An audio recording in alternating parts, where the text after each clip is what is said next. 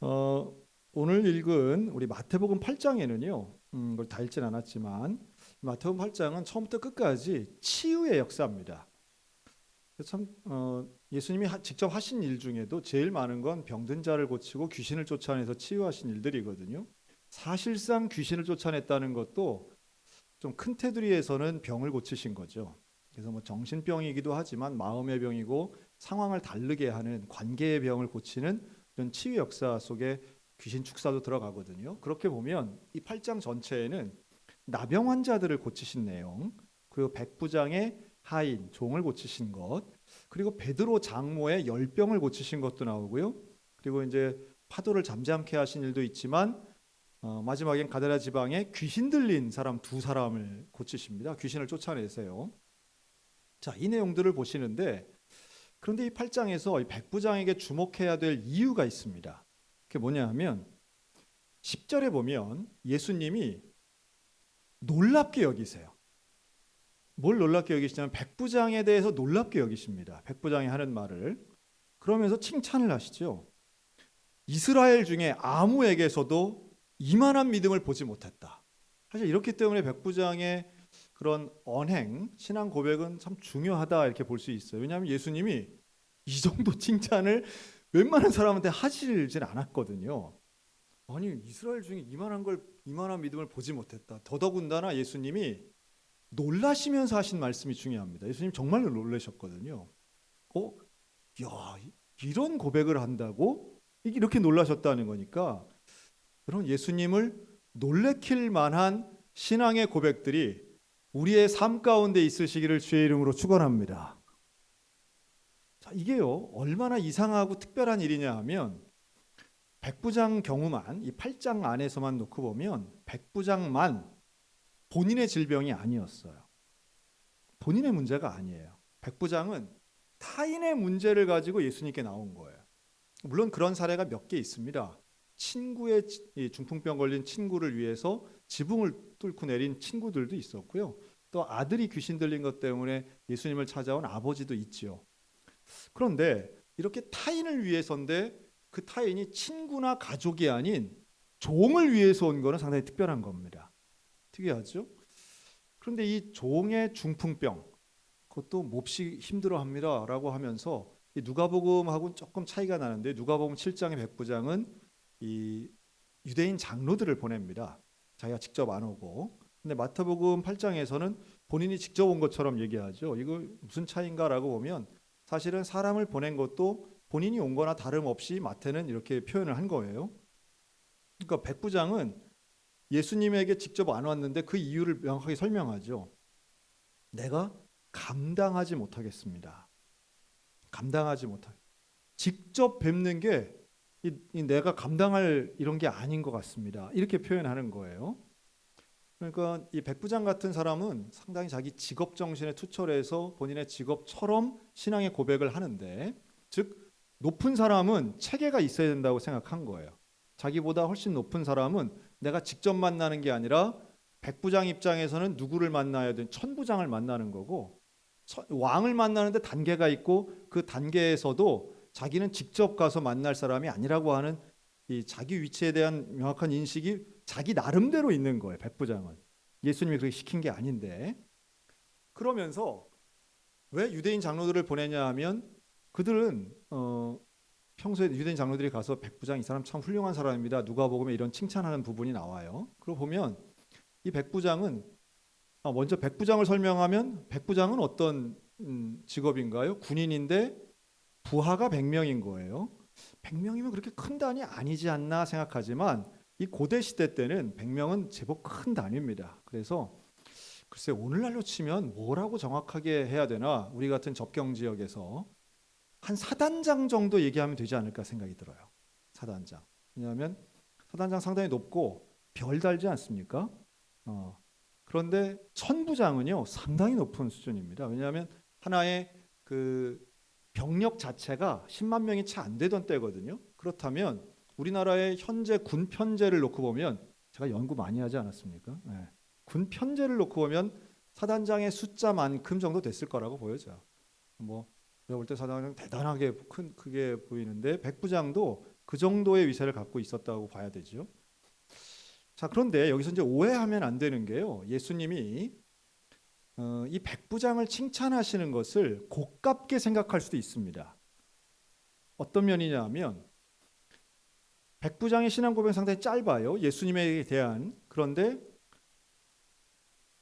예수님의 칭찬은 너무도 극적이에요.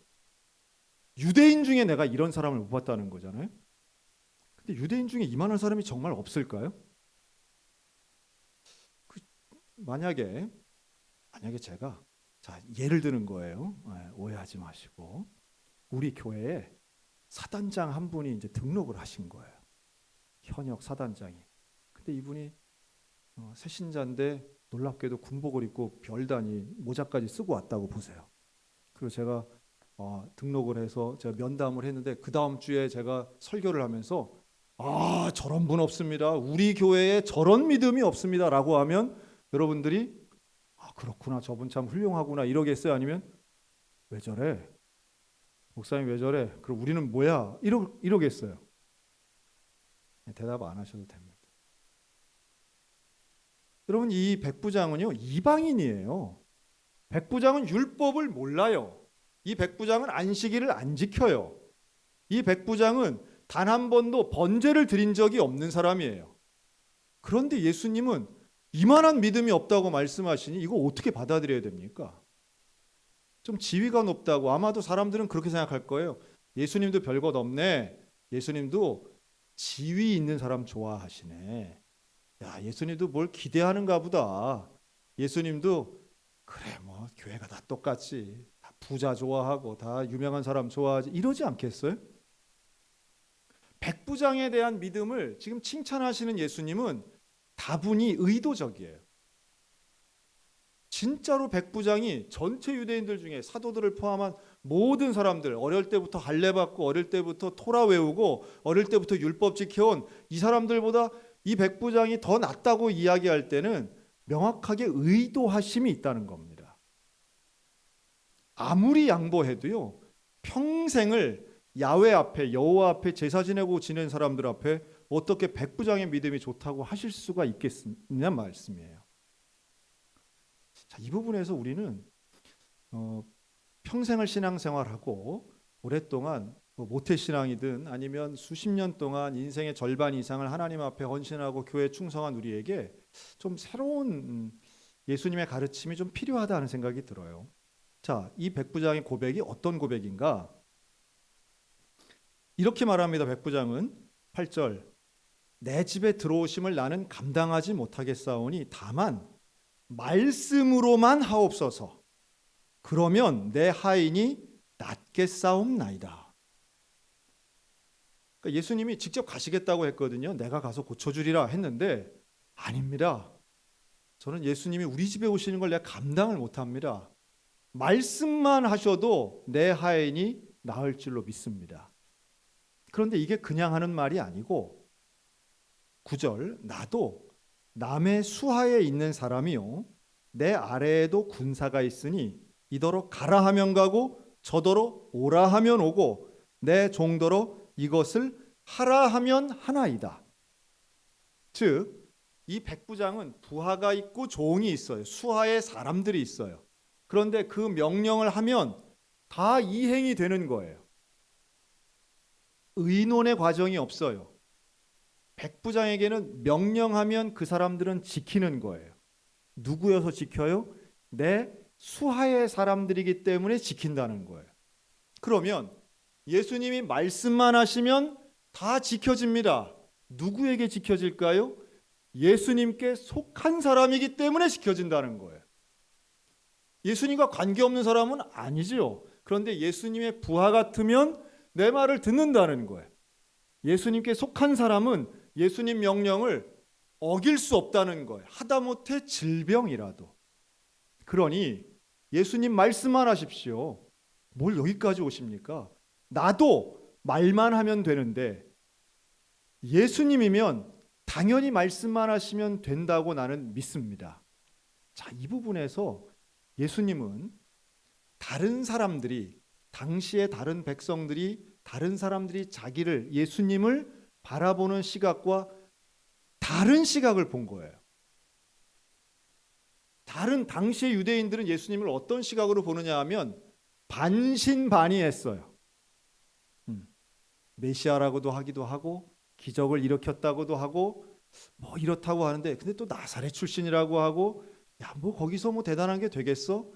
확인하러 가는 거예요. 사람들은 확인하러 가서, 야, 오병이어 진짜네, 아유 진짜 같기도 하네, 되게 이런 거예요. 그리고 사람들이 예수님을 따라다녀요. 따라다니는 이유는 그에게서 가능성을 보기 때문입니다. 그런데 이 백부장은 그런 반신반의가 아니에요. 10% 20%가 아니에요. 100% 신뢰하고 있는 거예요. 그래서 예수님이 놀라워하시는 거죠. 예수님이 그렇게 가르치고 만났던 사람들에게서는 찾아볼 수 없는 온전한 믿음, 그 믿음은 율법에 대한 무지함을 넘어서는 예수님만을 바라보는 순수한 믿음을 보는 거예요. 저는 사실 이 부분에서 저 자신을 돌아봅니다. 나는 과연 어떤가? 저도 목회를 하면서 신앙생활하고 교회 생활을 하면서 경험이 많이 쌓였어요. 경험이 많이 쌓이다 보니까 전에는 이해하지 못했던 것들이 이제는 이해가 많이 돼요. 제가 30살 때는 선배 목사님들 하는 거 보면서 왜 저렇게 하지? 저건 다 타락한 거야, 저건 다 잘못된 거야 라고 생각한 부분들이 있었어요. 와, 그런데 시간이 지나고 보니까요, 교회를 운영하려면 혹은 교회 간의 어떤 평화를 이루려면, 성도 간의 협력을 이루려면, 아, 그럴 수도 있겠구나, 그런 분란이 일어난 교회를 해결할 수 있는 방법이 별로 없어요. 어려움을 당하고 교인들 간에 고소고발하고 성도가 목사를 고발하고 목사가 성도를 고발하는 그런 교회, 무슨 해결책이 있겠습니까? 그런 교회 해결책은 지극히 인간적인 해결책인 거예요. 그러니까 하나님 없는 그냥 인간적인 해결책이 막 횡행하는 거예요. 그런데 보니까요, 절 보고 그 문제를 해결하라고 하니까 저도 인간적인 방법이 이게 필요도 하겠구나 하는 생각으로 점점 들어가요. 참 안타깝더라고요.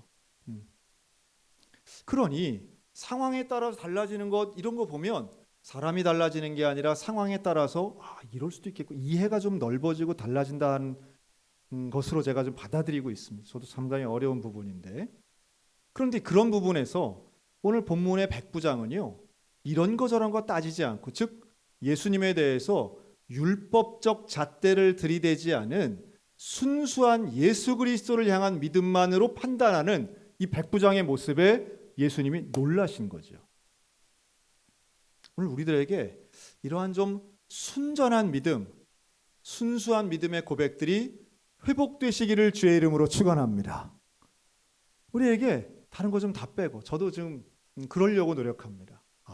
나의 경험 좀 잘라내고, 내가 이렇게 좀 많이 이해된다 하는 면들도 좀 드러내고, 아니야, 그런 거 아니고 정말 예수님만 바라보는 이 일이 있어야지.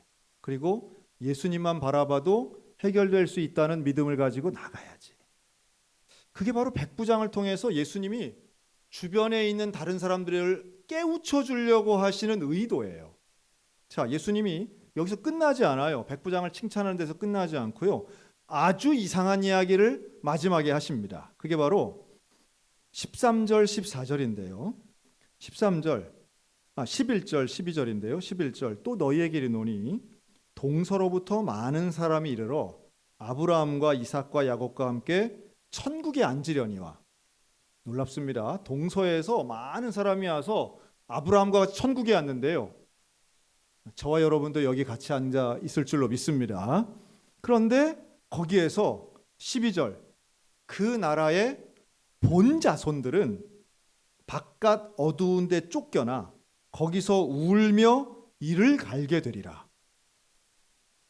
여기서 말하는 본 자손은 누구일까요?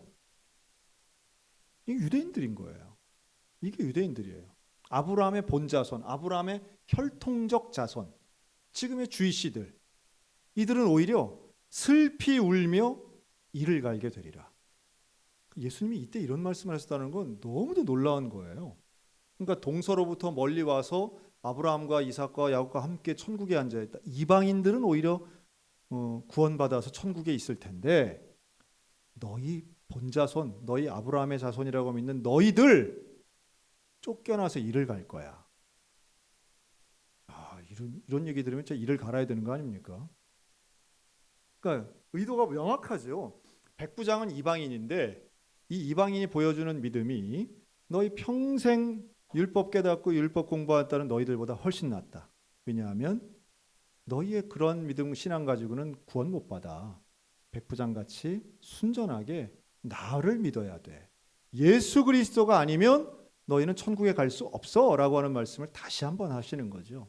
이 병고침의 기적과 함께 명확한 구원의 기준, 그리고 예수님이 오늘 이 시간 우리 모두 가운데 말씀하시는 이 교훈은 우리 스스로를 새롭게 해야 될 뿐만 아니라 구원받은 은혜에 대해, 그리고 이 땅에 살아갈 때에도 일상의 기적 속에서 그래서 좀 깨우쳐야 된다는 생각이 듭니다. 그리고 이제 마지막 백부장에게 이렇게 말씀해요. 자, 우리 13절 다 같이 한번 읽어보겠습니다. 같이 읽습니다. 시작. 예수께서 백부장에게 이르시되 가라, 내 믿은 대로 될지어다 하시니 그 즉시 하인이 나으니라. 그러니까 교훈을 주시고 의도한 칭찬을 하신 후에, 그리고 이 백부장에게는 내 믿은 대로 될지어다. 여러분, 우리에게 그 믿음, 여러분, 이 믿음은 맹목적인 것이 아니라 예수 그리스도를 향한 믿음입니다. 그리고 예수님을 다른 것에 비교하지 않고 자기 방식대로의 믿음이긴 해요. 군인다운 믿음, 명령체계에 순종하는 믿음이긴 하지만 예수님을 향한 절대적 믿음이었다는 거예요. 여러분, 이 믿음이 우리 가운데 있으면 예수님 우리에게도 똑같은 말씀을 하시리라고 봅니다. 내 믿은 대로 되리라. 지난 주일날 우리 교구장, 구역장 모임을 했거든요. 여기서 교구들 모여가지고 했는데 구역장님들 다 좀 오시면 좋겠습니다 했는데 정말 100% 참석했습니다. 임명받으면 100% 참석했어요. 100%. 놀랍습니다. 그럼 속으로 그럴 거예요. 한 명 안 온 것 같은데. 한 명 안 왔다고 그러면 또 누가 안 왔냐고 또 추궁할까 봐 제가 그냥 100%라고 합니다. 네. 그러나 오신 분들은 다 알아요. 그래가지고 정말 우리 구역장, 신임 구역장들이 얼마나 지금 새로운 마음으로 결단을 하는지 몰라요. 너무너무 좋아가지고 우리 교구장들도 오늘 같이 어제부터 입관예배, 발인예배 같이 하면서 교구장 우리 권사님들이랑도 같이 의논을 하는데, 어쨌든 또 어떤 구역장님 그러시더라고요. 자기가 한번 이번 구역 모임은 이렇게 저렇게 좀 새롭게 해보려고 한다고. 여러분, 제가 늘 부탁드리는데 도움은 못 줄 망정 힘 빼는 구역원은 되지 말아 주시기 바랍니다. 자, 우리 옆 사람 보고 힘 빼는 사람 되지 맙시다. 힘 빼는 사람, 그냥 제발 부탁인데 그냥 중간만이라도 그냥 해주시면 좋겠어요. 뭐 이런데 왜 모이려고 하느냐, 뭐 어쩌고, 뭐 아직 뭐 추운데 영하 8도인데, 영하 8도는 새벽 4시만 영하 8도고요. 지금 낮에는 영상 9도예요 지금. 근데 뭐 하여튼 별별 핑계를 다 대. 여러분, 백부장의 믿음이라는 건 그거 아니에요. 백부장의 믿음은 가라 하면 가고 오라 하면 오는 것이 백부장이 예수님께 고백한 믿음인 줄로 믿습니다. 조금 뭐 백부장이나 구역장이나 좀 비슷한 느낌으로 여러분 좀 순종해 주시면 고맙겠다 하는 말씀이에요. 백부장이 말씀하시고, 백시성을 가진 부장이 백부장이 아니라 100명이니까 우리 구역원들도 100명 넘잖아요. 우리 같이 해서 좀 함께 군사된 자처럼 예수님 앞에 올 한 해 최선을 다해서 모이고 일하고 승리했으면 좋겠습니다. 그리고 욕심을 좀 내야죠. 예수님에게 이런 칭찬 듣는 사람들이 좀 됐으면 좋겠다는 거예요. 보니까 교구별로 출석한다니까 교구장들이 열심히, 그냥 얼마나 열심히 연락해서 모이게 했는지 그냥 뭐 난리가 났더라고요. 1등 하니까 그냥 와 하고, 정말 제가 그런 거 별로 안 좋아하는데 경쟁을 붙여야 되나 하는 생각도 좀 들고, 우리 교회 권사님들은 경쟁만 붙으면 물불 안 가리고 할 사람들이 이제 많아가지고 좀 해야 되나. 그러나 또 경쟁보다는 어쨌든 순종이 낫고, 순종이 바로 이런 백부장의 믿음이 될 때 기적이 일어나는 거죠. 또 믿은 대로 되리라. 여러분 우리가 할 수 있다 믿으면 더 큰 열매, 더 많은 열매가 맺혀지고요. 서로 비난하고 헐뜯고 깎아내리면 안 되는 거죠. 하나님 앞에 다 백부장의 믿음을 가지고 오늘도 새롭게 승리하고 믿은 대로 이루어지는 칭찬받는 주의 종들 다 되시기를 주님의 이름으로 축복합니다. 아멘. 기도하겠습니다.